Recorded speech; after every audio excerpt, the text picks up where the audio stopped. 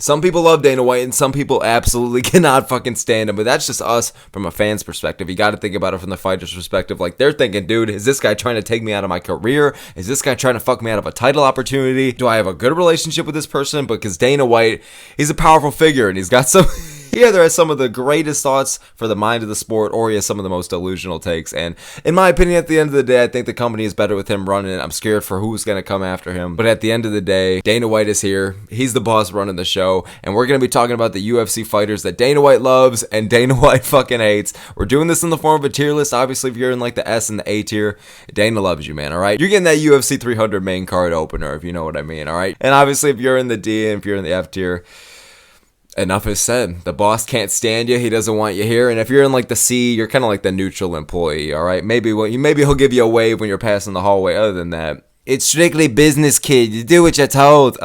So moving on, we're going to be starting off with Henry Cejudo. Now, Henry, come on now. We're putting Henry in the D tier. The biggest mistake of this guy's entire career was retiring too early. I think we all know that. But look at it from Dana's perspective. Like, this guy really thought, like, he was fucking him at the time. Especially when Dana's dealing with all this COVID shit. The last thing that he wanted to deal with was Henry Cejudo. I mean, the star in 2020 the company didn't really have a star in 2020. I mean, Israel was probably their guy at the time. But, like, Conor was gone. Khabib was pretty much gone at that point. Or freshly out in 2020. Like, they needed somebody, and the fact that this double champ, this little midget, you do what you're told, the fact that he was like, I don't want to say threatening, but like, he wanted more money. He felt like the flyweight division wasn't getting enough attention. He felt like he wasn't getting enough fucking money, and he's like, well, I mean, if you guys want me, you got to pay me more, otherwise I'm out of here. And they said, all right, we can give you a letter of recommendation, bro. That's basically what they fucking told him, because they didn't give a shit. They let Henry go. Henry went and he started playing with the pillows on his couch for, a few years before he started to come back. And it's just like, it was a shame. It really damaged Henry's career. Who knows what Prime Cejudo could have done, but obviously Dana's not a fan of this guy. Like, you can't make threats like that to the boss. You can't think that you're the one that's running the show and that you get to call the shots. Even personality-wise, like, Henry does have a personality. He does have a shtick. I gotta give it to him. Listen, dude. Listen, Kamaru. Listen, Us. Like...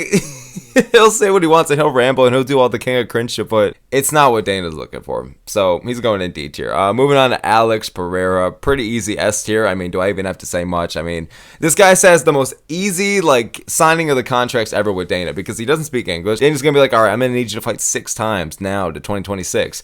Pereira's going to do it. All right, Pereira fought 3 times in 2024. He's active as fuck.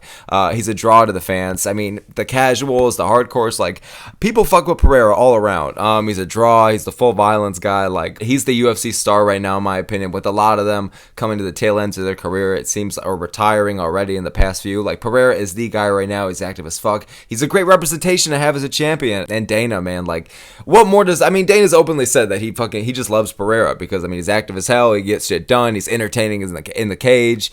And, dude, Pereira's in the S tier. Dana has, like, the Looney Tunes, like, hard eyes and shit whenever Pereira comes out, dude. He knows, man. He knows what's about to fill his wallet a bit more. So we're going to be moving on to Brandon Moreno.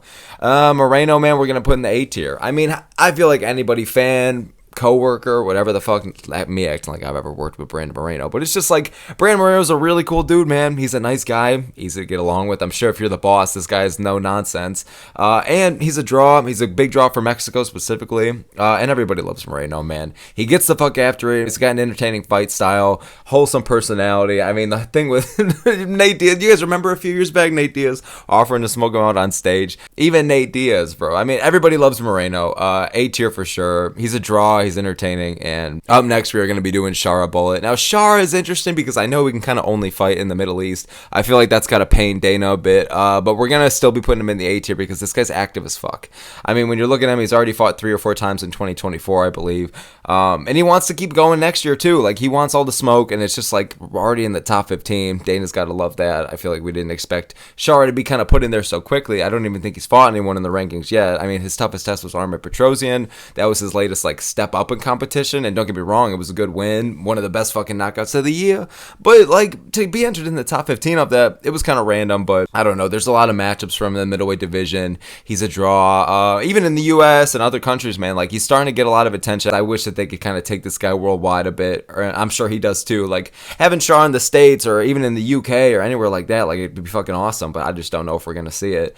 I think it's just because because obviously the motherfucker can't see out one eye. I'm pretty sure it's just legalized specifically there, and you can't fight here with the commission. So I get it. It's not Shara's fault. It's not Dana's fault. Dana doesn't fucking blame him.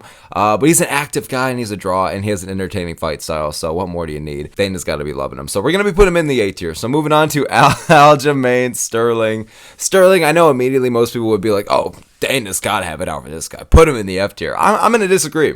Not like I fucking know what's going on, but it's just like, I do think that Sterling is a C tier, all right? I think that Sterling is probably like your neutral employee. Like Dana will give him a little, like when you're in high school and you know someone that's like an acquaintance, but you give him a little wave or whatever, the most awkward shit of your life, dude, all right? That's like Dana and Sterling, all right? Sterling, does he have an entertaining fight style? No. Okay, dude, he has elite grappling, and not to say that it can't be entertaining at times. Don't get me wrong, Sterling is a super elite fighter, very underrated. I'm not trying to shit on Sterling, but I do think that in terms of entertainment, it's not really there. Like, he does have somewhat of a personality, don't get me wrong, but like most fans don't fuck with Sterling. Most people you can tell the bosses don't really fuck with Sterling. But also, like, at the end of the day, Sterling's not like, he's not the most boring fighter. He doesn't have the worst personality. Like, he's not just some wad, and I feel like C is pretty fair. Like, I understand they tried to rush the belt off of him for O'Malley, but they would have done that to 9 out of 10 people. You know what I mean? Maybe not 9 out of 10. Maybe just most. But you know what I'm saying? Like, O'Malley was their guy, and O'Malley's on this list. You're gonna say you're gonna assume he's gonna go very fucking high, and you would be right. So that's not gonna take anything away from Sterling. Like, they rushed the belt off him, they kind of fucked him over a bit, but at the end of the day, Sterling's a grown man, and he did sign the contract, and he did make the conscious choice. Like, at the end of the day, even though they did pressure him, he didn't have to say yes. He didn't have to accept it. You know what I mean? They didn't lace his drink and then be like, yeah, here, Sterling, come on, take sign this. No, maybe that's a bit much, but I'm just saying, man, like, even after, like, UFC 300, like, Sterling openly said that Dana wasn't pissed about it. It was the most boring fight of the card. I mean, Sterling even got after it a bit. I mean, he had a nice performance. Don't get me wrong. It was a good win over Qatar. But, like, in terms of excitement at UFC 300, like, we saw a lot of finishes and a lot of entertaining fights. I feel like Sterling and Qatar kind of got lost in there. And all that considered, the fact that Dana wasn't really pissed about it. I mean, he probably was sky high after that night. They were on cloud 9, so I don't blame him. But, yeah, Sterling's in, like, the C tier, man. I don't think Dana probably hates Sterling as much as, like, people think he does. I get that he's not the most exciting guy. But also, like, seems like a chill dude, to be honest. I know the whole, like, fucking Emmy Award to win the belt and shit. I get that, whatever. But seems like a chill dude, so I don't fucking know. I'm going to put him in C tier. Moving on to Jon Jones. This is another one, man. I feel like most people would assume S, but we got to take long term here, all right? That's what we're looking at. Because Jon Jones, we're going to put him in the B tier. When I say long term, let's look at the accumulated stress that Dana White has had with just incidents inside or outside the cage involving Jon fucking Jones, dude. Like, especially from that, like, 2015 to 2019 era. I mean, even before that, it really is Jon's whole career that's just been involved with fuck shit. You know what I mean? Like, there's a lot of controversies, there's a lot of bullshit, there's a lot of just stress. And when you're talking about that, like, that's not, just someone that Dana is gonna put in the S tier. Not that I'm Dana White. I get it, because Dana has been hyping this guy up so much. Out of all the fighters of 2024, Dana has made it like a personal mission, a personal vendetta to just praise Jones. And to any interview, any press conference, like, whether a question's asked about him or whether it's not, like, he'll find a fucking way, dude, to make sure that you know that Jon Jones has absolutely been done bogus and the media doesn't know anything. The fans are mental and he's the greatest fighter of all time, even though we know he's the greatest fighter of all time. Dana, man, just fucking has been going insane with it. And over the past few years, yeah, Jon would be an S tier, okay? But, like, we're talking the whole career. They have not had a good relationship for the most part, and Dana's openly said that. Whether you're, like, a teammate, a coach, a manager, or, like, a Dana, like a boss, like, he has to bring some of the most stressful situations ever to just, like, getting shit done business-wise. I mean, am I wrong for that? Like, you just got to think, is this guy going to be around walking the streets the next day, or is he going to be in jail? Like, you don't know. You're just going to get a 2:48 a.m. text from somebody that Jon knows, and then it's going to be, all right, here we go. Seems like that's just how it is. Dana was kind of really extra padding him up, and just for Jon to say that he's going to fight like Jamal Hill, Derek Lewis, Alex Pereira, or he's just going to bounce, he's kind of like holding the heavyweight division in the belt for ransom. I know he said that he has no problem just vacating it and fucking giving it up, so that's the thing, but I feel like Dana expected a little more, like, something back from Jon after defending him and all this shit. Or maybe Dana really does just, I don't even know. I don't have anything to say about it. These two baffle me. It's an insane relationship. Jon and Dana's relationship should be in its own fucking tier, but I'm not going to do that. Whatever. We're just going to throw them in the B tier. Moving on, we have Colby Covington. I would say kind of similar to Jon in regards to like somebody that has a lot of things that Dana likes, but it also comes with a lot of bullshit. But Colby's bullshit is tiers and tiers below of Jon's bullshit. Colby's bullshit is, I'm not gonna fight anyone because I want a bigger check, and he'll sit out for like over a year. And then Jon's thing is, I'm gonna hit a pregnant lady with my car and then run away and go hide in a motel. So we're dealing with different levels here. So Colby, I'm gonna put in the A tier. I feel like Dana loves the guy. There's a reason why he gets the title shots kind of so handily. I mean, he's a draw, especially for the US fans, especially for the full-time guys. Like, I get it, man. Colby's a draw. I think a lot of people used to be a lot more into him around kind of like that 2019 and 2022 era, probably 2021 honestly, but like there's been a fall off. I mean, for me, just an example, like I used to like Colby around that time period. I fucked with the shtick. Like, he was entertaining in the cage. Like, I was rooting for him, but the fall off has been there. It's been hard. I would have said S probably a few years ago. Dana, the love was there, man, but it's just right now, I think Dana, probably wants to see Colby fight a bit more, probably wants to see him get the fuck after a bit more. I mean, look at guys he loves like Volk or Usman who aren't on this list. Like, they step up short notice, man. They're down to scrap, and it's just like Dana could still love guys like that, the active guys. Colby, I feel like he loves Colby because they get business done. All right, we're gonna see how this fight against Joaquin Buckley goes. I feel like that's gonna say a lot for the future of his career. Like, if he wins, I feel like he's going to be back in it, all right? Dana's bitch ass, he would give him a fucking title shot off a Joaquin Buckley win, dude. In all honesty, though, if Colby did get that win, that's a good win for him, and it shows that he's relevant again and kind of back in it, and he doesn't just have to, because this whole, like, talking shit on the sides thing and just not fighting and ducking and making, like, stipulations like it's WWE to fight Ian Gary and shit. Like, Ian Gary's going to have to climb a ladder and win the Money in the Bank to cash in against Colby Covington, dude. Sure, Dana got sick of that, so yeah, Colby's been going down. I feel like for the fans, and I mean, obviously for the fans, and also for Dana White. So yeah, Colby we're just going to put in the A tier. And that Leon Edwards performance probably pissed off Dana as well, because Colby is known for putting on volume, pace, and pressure, and he didn't do any of that. I mean, Trump literally walked out. Trump was there for that Colby fight against Leon, and he literally walked out of the building during Colby's promo, where Colby was talking about Trump, like hyping up Trump for pretty much most of it, and Trump was literally just walking out. He didn't give a fuck. He was genuinely embarrassed. That's how you know Colby fucked up. We're putting him in the A tier. Moving on to Michael Chandler. We're also going to put him in the A tier. I know we're starting out strong here, but I just feel like I was going to put him in the B, but like he is one of, if not the most entertaining fighters in the UFC. You already know that Dana has to love that. He's openly said that he wants to keep Chandler around for a long time, pretty much until he retires. Chandler's become a draw. Has been cheating a bit lately. All right, it's kind of becoming a trend. I didn't think I was going to be saying that, but with Poirier and Oliveira, and a few moments kind of hidden in between, like, that's a thing, but I don't think that's bothering the boss that fucking much. I mean, look at what other guys he's dealing with at the top that have done a lot bigger bullshit in or outside. You know what I mean? So I'm sure Dana doesn't give a fuck about that shit, but do we? Yes. Does Oliveira? Yeah, but Dana probably don't, man. Dana's here for the money, and like, Chandler's probably easy to get done business with, man. I mean, he was active as fuck before waiting for McGregor. I'm sure Dana said he just genuinely felt bad for Chandler, just sitting on the sides. He's like, I just feel bad for Chandler, man. Probably made Dana like him more. He's like, hey, one less guy I gotta pay. Hey, man, and Chandler makes a few $100,000, so Dana's like, yeah, no, Connor's coming back, kid. Don't worry about it. We'll let you know. 2.5 years later, man, and now he's fighting Oliveira and shit. I hope he got paid well for that, by the way, because all things considered, like, I wouldn't say I'm a Chandler fan. Like, I get excited for his fights. He's explosive, he's entertaining, he's relentless, and I fuck with him, and I really respect him inside the cage. Outside, not so much. Puts on entertaining fights, and it's probably just easy to do business with, and he's probably going to go back to being active. Yeah, I know he's 38, but he's probably going to go back to being active. He was before, waiting for McGregor. I don't think McGregor's ever going to come back, and I just heard a certain case he just got proven guilty for, so that's not fucking good. That's not looking good. Dana said Connor's going to be coming back late 2022, 2023, 24, and now 25. It's just not happening, guys. It is what it is. We just got to stop fucking talking about it. I didn't add Connor to the list. I don't even know where the fuck I would put him. Probably S, whatever the fuck, but yeah, Chandler, we're just going to put an A. Up next, we're going to be doing Islam Makhachev, current lightweight champion. We're going to be throwing him in the B tier. I feel like you could go higher with this one, but I'm just going to be putting him in B. I feel like amidst all of this Jon Jones shit over the past few months. Like I've been saying, I feel like Dana's been talking about him non-fucking-stop more than anybody. But with that becomes the pound-for-pound rankings, and Islam Makhachev obviously has been at the top of those pound-for-pound rankings. So Dana has just been, I don't want to say talking bad about Makhachev, but he's kind of just been throwing these sneak disses and just throwing kind of just a bit of unjust bullshit at him, just because I feel like he feels like that Jon should be higher. He's going out of his way to kind of take jabs at Makhachev.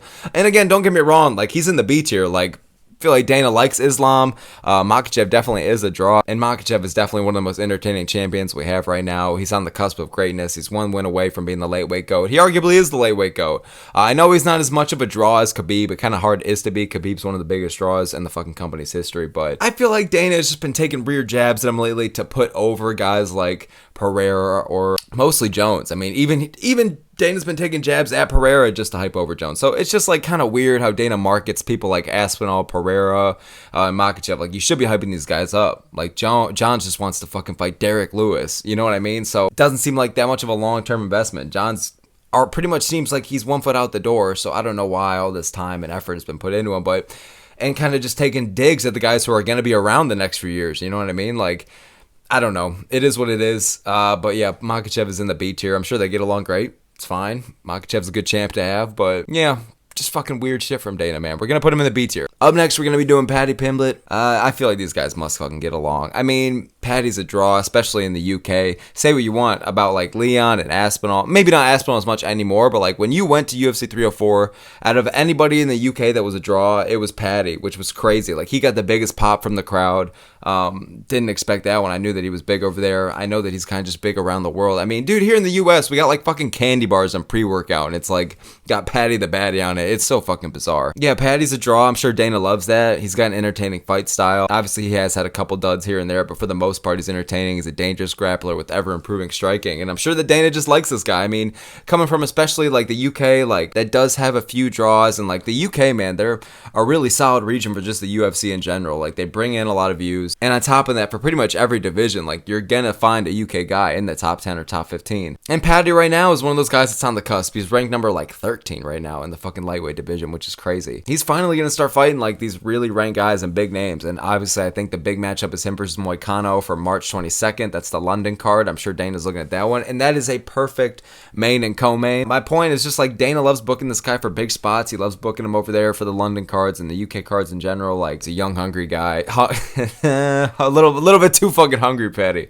But yeah, I'm gonna be putting Paddy in the A tier. Moving on to Belal Muhammad, our first F tier. I mean, I'm you know, and I'm somebody too. Like, I try to defend Belal. Like, I do think that he's active. I know he's got an injury going on right now, but like, he fights the best competition. He has a good resume. It's an underrated resume. Do I think Belal's the most entertaining fighter? No, but do I think right now he deserves to be in that pound for pound top 5? Yeah.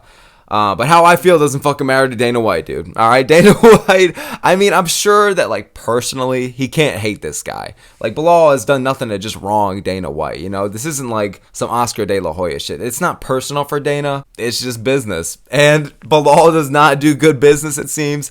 Dana really, think of how many people, like, we had Dustin Poirier, Cheeto Vera, Stipe Miocic, Steve Erceg. Like, these are fan favorites who, let's be honest, got random ass title shots last year. Like, this year, 2024. Unjust title shots. You can say what you want. Like, these guys are fan favorites, but it was just, like, very bizarre when you have guys like Merab and Belal who are on, so I think it was like 9-10 fight win streaks. Merab beat like 3 former champs before Sean, and Belal was beating a bunch of ranked guys and just was building up a good resume. And Dana, like, those guys had to work for it a bit more, man, because they just don't have entertaining fight styles or big personalities. And like, I get it in a regard. I get that it's a business and you gotta have the draws, but it just seemed like he was just doing them dirty, man. And the fact that UFC 300 main event, like, I get it why, Belal didn't get offered the shot, because they offered it to like Shavkat, Islam, and Hamzat over Belal, who, I mean, I agree that Belal's the 100% next number one contender before UFC 304. Like, I thought they were doing a bogus as hell, man. I thought it was bullshit, but I get that why they wouldn't want him to headline UFC 300. I get that, okay? That makes sense. But just for him to wait that long just to get the shot and having so many guys kind of looming over him, like when you're on a 10-fight win streak and you're beating a lot of these top-ranked guys and you're being promised after you beat Burns that you're getting the next shot. I know that they can promise like title shots sometimes that they don't actually live up to, but I'm just saying, like, I feel like Dana was really trying to hold this guy back from making it. And him winning the belt over Leon was his worst nightmare, and it came true. So yeah, Belal's in the F tier. I try to defend him because I do think he's a really skilled fighter, but I'm not Dana White. Moving on to Paulo Costa. Paulo Costa, dude, we're going to put in the C tier because I feel like even though Costa, kind of a draw, he is a well-known name and he does, for the most part, he has entertaining fights. But he's inactive and he has bullshit outside the cage, all right? Like, sometimes he'll miss fights. Sometimes he'll miss weight. You got to wonder if Costa's going to show up. But when you have a guy like that who you're putting in like these co-main spots or these featured fight spots and you don't know if he's actually going to show up, I mean, it is a bit concerning. And again, he's not the most active guy. I do know he fought twice this year, but lost both of those fights. The Whitaker fight, he did have good moments, but like the Strickland fight, it kind of dropped his stock a bit. And Costa's been losing a lot lately. He's kind of losing a bit of that star power. And now he's ranked number like 10 or 11. So he's got to start to fight down. And I don't know what Dana's going to do with it from here, but I feel like when you don't know how reliable a guy is, he probably isn't the biggest fan of him. So we're just going to put Costa in the C tier. Moving on to somebody that Costa's fought, dude, let's put Israel Adesanya. Let's put him in the S tier. I feel like that's pretty fair, man. I mean, Dana loves Izzy. I don't even know what to say here. I mean, it's pretty clear that these guys have a good relationship. They get business done. Dana, man, he's just been a fan of Izzy. Like I said earlier, a few slots ago, like Izzy was the draw of the UFC during like that COVID era. He was their star at the time. Shit was desperate measures, bro. No, I'm just playing. All due respect to Izzy fans, but it's just like Izzy is a draw less the past couple years, but he definitely is a draw. One of the most well-known names kind of in the company right now, so Izzy and Dana. I really can't fucking say much about it, to be honest. Moving on, here's the fucking thing, you guys. We're gonna go to war, Dana, if you don't put me in the S tier. No, Sean Strickland, you're going in the C tier, all right? I don't think that Dana and Sean have like some awful relationship, but I think that Sean, and I know that Dana preaches that fighters should say whatever the fuck they want. It's like one of the good things about Dana, like, he wants the freedom of speech, man. He wants fighters to be able to say whatever the fuck they want. I mean, they're fighters. It's a sport about It's a sport about fighting. Like, he's like, what the fuck am I supposed to censor these guys for? But it's just like, I get that Sean says a lot of controversial shit, and Dana probably has to like be on the lookout for that shit. Is a bit worried about that shit sometimes. But at the end of the day, I mean, I almost said O'Malley. Sean Strickland is a draw in the U.S. Like, he really kind of has, ever since he won the belt and really put his name on the map. Like, he gained a lot of fans, really gained a lot of stock. Not that he didn't have those things before, but I feel like with the extra padding, it makes Dana more like interested in this guy business-wise and willing to do like bigger business, because like obviously Strickland was an active fighter before. He wouldn't stray away from challenges. Like, I get that right now he's a bit more in this picky choosy state. Like, he didn't want to fight anyone after Costa. Ended up working out for him. Now he's going to get the fucking title shot, but still, like, and yeah, he does deserve it, but I'm just saying, like, there has been a mindset change from Strickland ever since, like, before and after he won the belt. I feel like he got after it a bit more before he won the belt and was willing to kind of just not give more fucks. Now I feel like he gives a lot more fucks. I'm not blaming him, man. Guy probably started getting hella bigger checks. I'm not fucking blaming him, but yeah, Dana, man, I'm sure that he has had problems with Strickland before, but at the end of the day, Strickland is a mostly active fighter.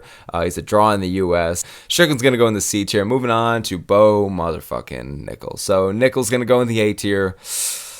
Dana just loves this guy, man. I really don't get it. Bo is just the NPC of the UFC. There's just not much to him. There's not much personality. There's not much sell. At least with guys like Paddy and Sean, like, if people want to cringe at those guys or people want to not fuck with them, like, I mean, I think that's pretty fair. Like, everyone's got their own, like, opinions on, like, who they fuck with and don't fuck with the fighters. Some people are cringier than others. I get it. But at least they have personality. At least Paddy and Sean, like, have their own shtick. And inside the cage, they're both entertaining as fuck. Like, Sean is one of the best strikers in the UFC. And Paddy, while I don't think as skilled as Sean, like, he is entertaining. The Jared Gordon fight was an absolute fucking robbery. Don't get me wrong. But, like, those guys have personalities and they have something to them. Like, with Bo, there's just nothing.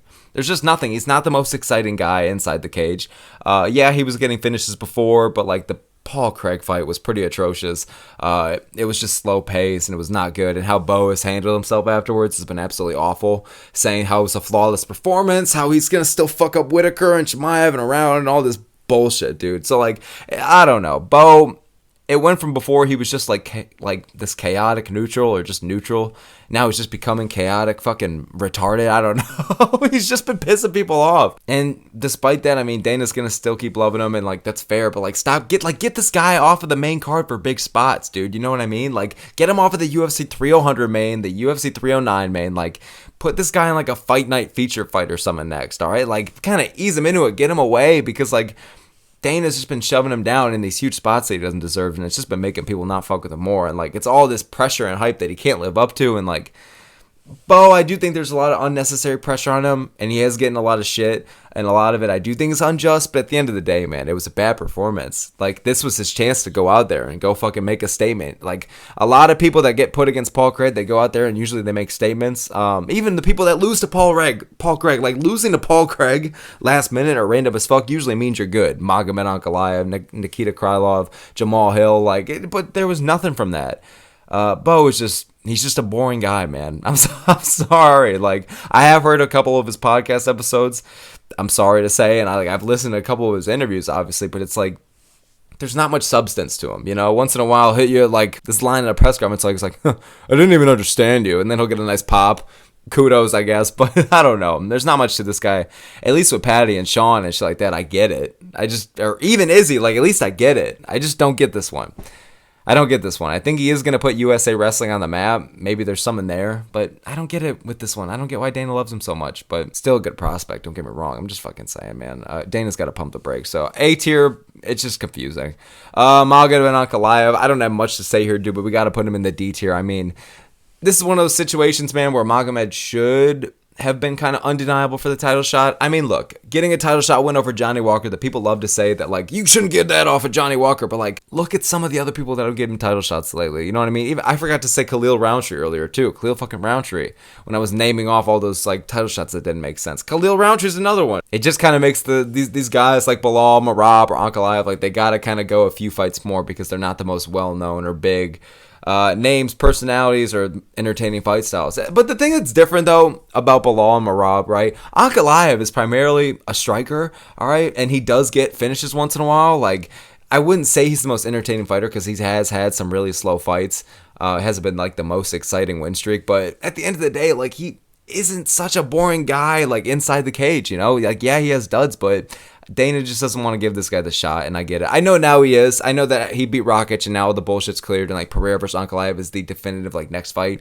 Dana said it. We all know it. Like, the Rakic fight was the one thing really holding him back. Like, some fans thought he needed a top 5 name. Dana needed him to be more like undeniable and not shoot a takedown or whatever the fuck and all this shit. But yeah, I don't know. Ankalaev, I think just because his last 2 letters in his last name are fucking Ev, and he's got the Amish beard and all that, I think the fans get a bit twisted, but I don't know. I'm sure Dana is just not the biggest fan of the guy, but I don't think it, like I was saying with Belal, I don't think it's like a personal like dislike or anything, or like trying to hold them back. I just genuinely think like he just doesn't want Ankalaev to beat Pereira. I don't think he wants that threat.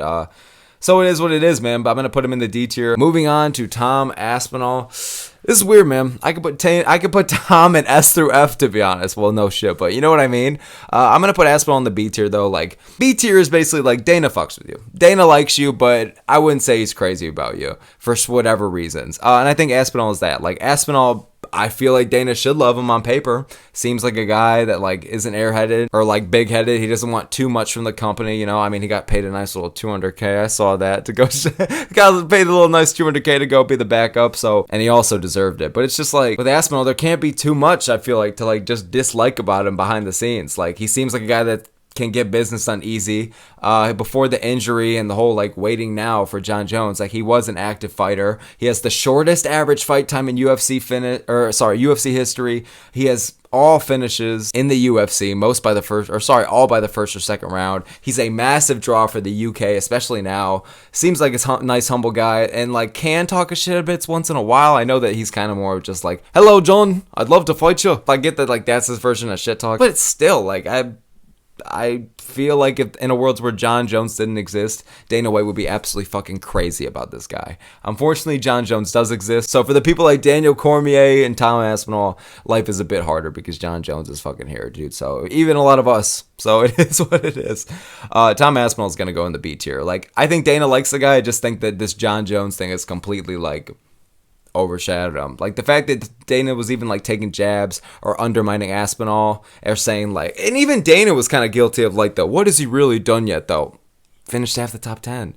Defended the interim title. You know, the most undeniable guy in terms of, like, being the next contender right now in the UFC. Not even a contender. He's an interim champion. So, I don't know. I'm sure Dana likes the guy. I just think this Jon Jones thing is unfortunate timing for his career. Moving on to the Merab Dvalishvili. I'm going to put Merab and F next to Belal. I mean, I don't have much to say about Merab because it's pretty much similar to the Belal one. Like, not an entertaining fight style, not much personality outside the cage. Me personally, I'd rather watch a Belal fight than a Merab fight, to be honest with you. But, like, Merab, I think Merab is elite level. He has an insane gas tank. He had a really fun fight against Marlon Moraes. Like, I do think he's elite, but at the end of the day, he's not a draw. And I just think the whole him not wanting to fight Sterling thing just made Dana even more upset. Like, Dana openly said, like, that whole thing just pissed him off. It is what it is. They chose to be homies over, what should I even say? I don't want to say the belt because both of them ended up getting the fucking belt. But, like, just good terms with the boss, good terms with the people, I don't know. So I guess good for them, but at the end of the day, Dana does not fuck with Merab. The whole Sterling thing, the lackluster fight style, and just, like, being difficult with fighting Umar. I mean, but, like, you could tell. I mean, they're not telling when, like, O'Malley and Pereira win the belt, or, like, Dana's favorites. Like, they're not telling them, like, they need to do an immediate turnaround. But yet, with Belal and Merab, Belal fought in July, and then they booked him for December. And then, what was his name? Merab fought in September, and they were trying to get him against Umar. So it's just, like, trying to rush him a bit, trying to get the belt off. You can kind of sense it in the air, you know? So I'm just going to put him in the F tier. I'm sure it's not personal. But moving on to Mario Bautista. Yeah, so not only are you going in the D tier, man, you're going back to the Apex. All right, you're going to the feature bout of the Apex. Mario Bautista, like, I don't even know where I'd put him before. Probably like a B or a C. I'm sure Dana didn't mind him. Dana probably didn't even fucking know him, to be honest with you, dude. No, but seriously, like, with that last performance against Aldo, man, you're saying you're going to go put on Fight of the Night. You have the biggest opportunity of your life, all right? I mean, to fight a guy like Jose Aldo, who is one of the best fighters of all time. You're getting the featured slot of Alex Pereira card. It's Salt Lake City, and you just fucking blow it. And he was saying, too, man, he wanted to go put on a statement, wants to go, we want to fucking bleed for you people, Sean Strickland asked. But no, it was nothing. It was just one of the saddest fights I think I've ever seen. I genuinely was just upset during and after, man. Like, I think we all were. It's ridiculous. Dana probably can't fucking stand the guy right now. On paper, he'd probably get like a Song Yadong or a Cheeto next, but in reality, he's going to get like a Rob Font or a Kyler Phillips or like just somebody who's even more down the ranks. Fuck it, dude, like a Montel Jackson. I could see them giving this motherfucker somebody unranked, dude. Just a little fuck you, dude. You know, so I'm sure Dana can't stand him. They gave him a big opportunity, and he just did that. So, I don't fucking know. Moving on to Sean. I just don't even want to fucking talk. I'm so sick of talking about Bautista, dude. Up next, we're going to be doing Sean O'Malley. I feel like it's pretty obvious here, but we're going to be putting him in the S tier. Sean's a big draw, man. I'm sure that him and Dana have a great relationship. I mean, they both speak fucking highly of each other, obviously, and like Dana wants to put him in these big spots. I mean, even with the first title defense beating against Chito Vera, you could tell that not only that was for pay-per-view wise, but it was also just like to kind of add a defense to Sean's record. Not that Chito couldn't have gotten it done, but like I think Dana, us, and a lot of people knew that like the time that Chito beat Sean, it was a bit of a fluke, a little bit of an injury. So it's just like I think they wanted to kind of like keep the belt on Sean for a little bit longer because like Merab and Sandhagen were there, but yet number 6 Chito got it. Whatever the fuck. I get they wanted to make up for the redemption, like the loss, to kind of get that healed on the record, so people wouldn't just say for the next few years, like, because let's say Sean went on to beat Merab and Sandhagen, all these people, and he had a reign, then people were gonna be like, oh, but he didn't beat Chito though, man. 15-1, 16-1, like. So I kind of get why they did it, but at the end of the day, like, he's just their guy, and he does get a bit of privileges. I do think that Sean is very skilled. He's one of the best strikers in the UFC. He's precise, he's clean, he's entertaining. So he definitely is elite. Don't get me, especially on the feet. Don't get me wrong, but like, does get a little bit of that Dana White treatment, man. And like, I do think his stardom is kind of like over exaggerated because I'm at least least amongst like the UFC specifically, because I know a lot of people do know Sean O'Malley. Like in the US, he is a big draw, but I will say that like I feel like a lot of people that know Sean O'Malley don't exactly watch UFC or MMA. Like they more, I'm not just saying like they don't know the sport. Like they genuinely, like I know people, and I know that there is people that like they'll know who Sean O'Malley or like Conor McGregor, people like that, like they are, but they don't exactly watch the sport. So I think Sean's kind of one of those. I think that's why like it doesn't exactly translate to big pay-per-views unless there's a stat card underneath it. So I don't know. We're gonna put O'Malley in the S tier though. I'm sure we all know that Dana and him love each other. Moving on to Manel Kape, bit of a random one, but we're just gonna kind of throw him in the C tier because Kape, not the most active fighter, can't really always get after it. And obviously there was the whole thing after what was the Sydney card or whatever it was in Australia? Was it Perth? It was the Strickland versus Izzy card when Kape had the promo afterwards, and I can't say what he said, but it's just like the interview that kind of popped him off a bit. Dana was not fucking happy about that one, man, but freedom of speech, bro. It is what it is. But Manel Kape, I'm sure that he's caused a bit of problems for Dana sometimes, and I know the whole situation with Makhachev, that whole fight and the build up and just everything was just a fuckfest. I know that most of it was on Makhachev, for obvious reasons, but yeah, Manel Kape, we're just going to be putting him in the C tier. And moving on to our last one, we are going to be going with Diego Lopes. Diego Lopes is going to go in the A tier, man. I mean, this guy is active as fuck. There's rumors of him fighting Josh Emmett now. I know that in, I think it's like March, I know that he was kind of been rumored to fight Alexander Volkanovski, but Volkan Topuria are running it back for the belt, so fuck, dude. That is going to be rough. But yeah, so Diego Lopes in the A tier, though. I mean, seriously, this guy just burst onto the scene. All of his fights are entertaining. He's already put himself on the map. He's a top 3 in the featherweight division, I believe. Like, this guy completely has raised his stock so quickly, and like he does not give a fuck. Worthy of being a BMF, you know, like he gets the fuck after it. Super entertaining fight style. He's well rounded, starting to kind of become more and more well known. I literally have friends that know this guy is just the fucking stupid hair guy, but yet they know who he is. Like Diego. Say what you want. Diego Lopes really is, though, man. He's building up a name for himself, and like he's putting on good performances. And Dana, I'm sure, loves it. Like he loves guys like this, and like a Pereira, and like Carlos Prats, like guys like this, like performances after performances and highlights after highlights, and they get the fuck after it. So yeah, Diego Lopes, we're gonna be putting in the A tier. I know he just burst onto the steam, but I'm sure him and Dana, like Dana's gotta love it, man. This kid is badass. You know what I'm saying? So that's pretty much gonna be it for the video, guys. Thank you so very much for watching. Let me know what you guys think in the comments below. I did my best to kind of view this from a Dana White perspective when ranking this. You know what I mean? But yeah, man, we just hit 350 subs, guys, or 375 even. So I really appreciate that. We're almost at 400. And thank you guys so very much. All the Smoke MMA, thank you so very much for tuning in, making it this far in this video. I appreciate y'all.